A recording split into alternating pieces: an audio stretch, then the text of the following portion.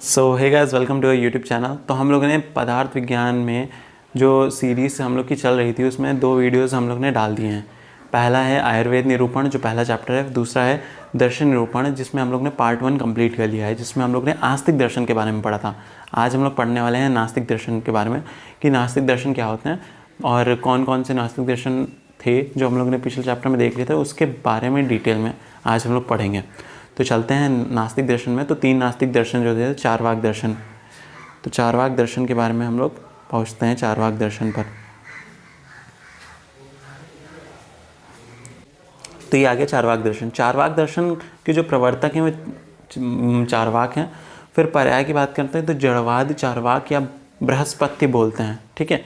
इसके पर्याय होते हैं। प्रमाण की बात करते हैं तो एक ही प्रमाण को मानते हैं, प्रत्यक्ष। देखो चारवाक ऐसा कह सकते हैं कि बहुत मतलब चारवाक फिलॉसफी एक ऐसी फिलॉसफी ना, कहते हैं मस्त जियो, आराम से जीवन जियो, एंजॉय करो लाइफ को, कोई ज़्यादा स्ट्रेस मत लो, चीज़ें मत करो, ठीक है।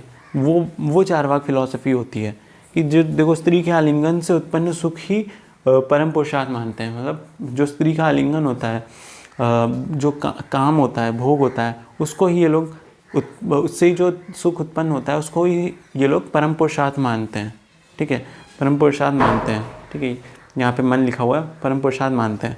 आकाश को नहीं मानते। देखो चार बहुत मतलब हम लोगों ने देखा ना पंच महाभूत। तो पंच महाभूत से पूरी चीज़ें हर चीज़ बनी है सृष्टि की। तो वही यहाँ पे लोग कह रहे हैं कि आकाश नहीं होता उसमें। यहाँ आकाश मानते होंगे, हम नहीं मानेंगे कि आकाश होता है। तो ये आकाश को नहीं मानते। यहाँ पे एक बहुत इंपॉर्टेंट मल्टीपल चॉइस क्वेश्चन बनता है, वाइवा के एक बहुत इंपॉर्टेंट क्वेश्चन बनता है कि कौन सा ऐसा दर्शन है जो आकाश को नहीं मानता। तो ये भी चारवाक उसका आंसर होगा कि 4 भौतिक तत्वों को मानता है, बाकी आकाश को नहीं मानता। फिर कर्म को ही पुरुषार्थ और मृत्यु को मोक्ष बताता है। देखो जो काम है, काम, ठीक है, काम यहाँ पे काम वासना वाला है, काम को ही पुरुषार्थ और मृत्यु को मोक्ष बता रहा है। इनके अनुसार जब तक जीवन है मनुष्य को सुखपूर्वक जीना चाहिए। मृत्यु के पश्चात तो मनुष्य जीवन धारण नहीं करता, अर्थात पुनर्जन्म नहीं होता इनके अकॉर्डिंग एक ही जीवन मिला है, उसे मस्त अपना जीते रहो आराम से, कोई दिक्कत नहीं है।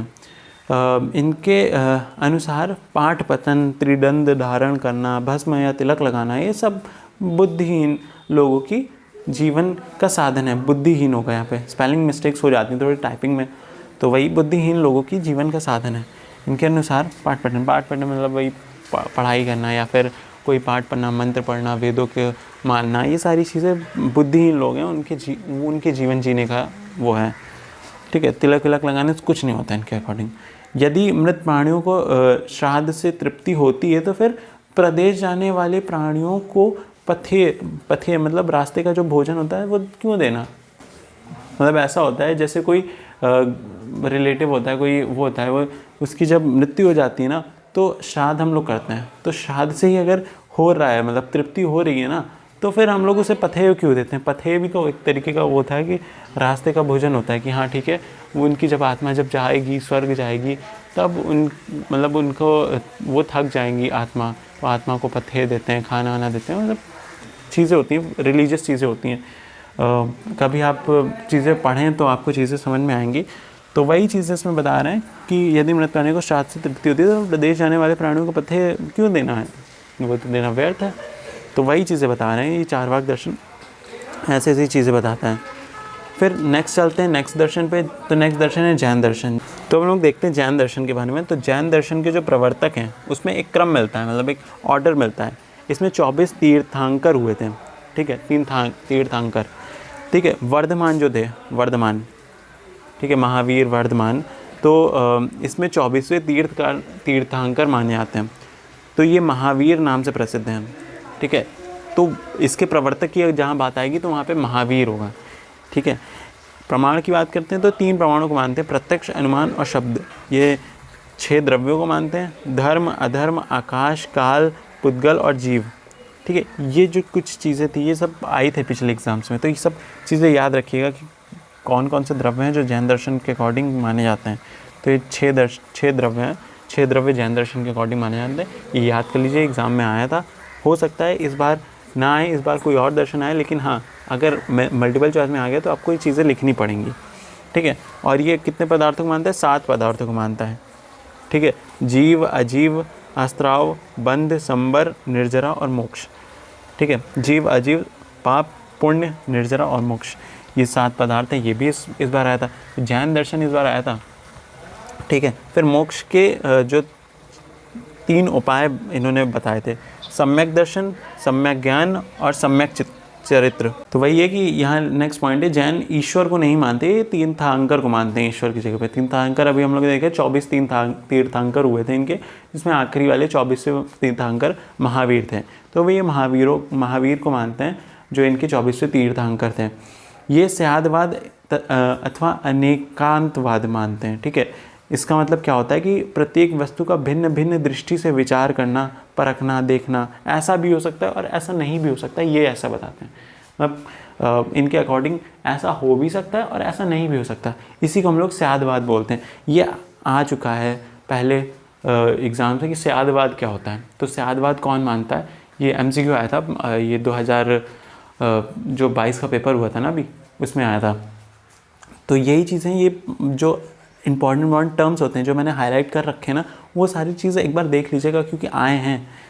ठीक है, तो स्यादवाद, अनेकांतवाद ये बताते हैं, मतलब ऐसा भी हो सकता है, ऐसा नहीं भी हो सकता है। और जैन दर्शन की बहुत मतलब सारी चीज़ें हैं जो आप पढ़ेंगे अगर जैन दर्शन के बारे में, तो बहुत सारी चीज़ें आपको नई नई चीज़ें पता चलेंगी। जैसे ये अहिंसावादी होते हैं, इनके अकॉर्डिंग कोई एक जीव भी नहीं मरना चाहिए, इसीलिए मतलब देखा होगा कि फार्मिंग नहीं करते, क्योंकि फार्मिंग करने में जैसे जो छोटे माइक्रो ऑर्गेनिज्म होते हैं वो मर जाते हैं, तो इनके अकॉर्डिंग वो भी नहीं करना है। ये इनकी जो फिलॉसफी होती है ना, इसके अकॉर्डिंग सब कुछ त्याग देना चाहिए। जो मतलब आपने देखा होगा वस्त्र त्यागते हैं, तो वो सारी इनकी फ़िलॉसफी होती है। बहुत मतलब आप अगर पढ़ेंगे तो चीज़ें आपको और ज़्यादा पता चलेंगी। तो वही चीज़ें हैं इनके अकॉर्डिंग। ये दुनिया के सुख, श्रृंगार, ये सारी चीज़ें व्यर्थ हैं। एक मतलब एकांत वाला, शांत वाला जीवन जीना ही परम मोक्ष बताते हैं, ऐसे कहते हैं।